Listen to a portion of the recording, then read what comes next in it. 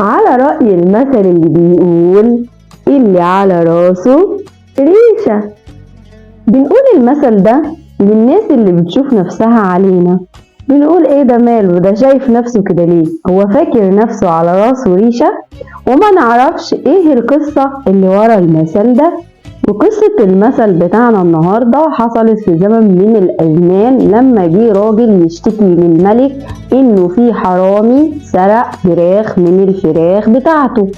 فسأله الملك، قال له أنت بتشك في حد بعينه؟ الراجل قال له لا. فنده الملك على الحاجب بتاعه وقال له نادي عامة الناس لأمر هام. فاتجمعت الناس قدام الملك للأمر الهام.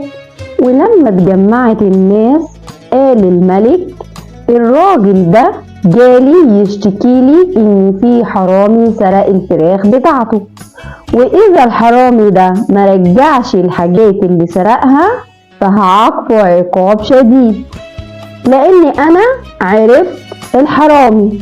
وسكت الملك يستنى انه حد يقوم يعترف بالجريمة.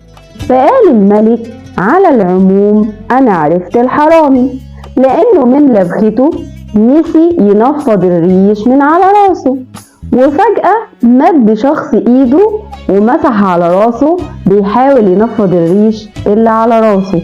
فأمر الملك رجاله وقال لهم هاتولي الحرامي واحبسوه. ومن هنا طلع المثل الشهير بتاعنا اللي على راسه ريشة. والسؤال هنا، يا ترى في كام حد في حياتنا على راسهم ريشة؟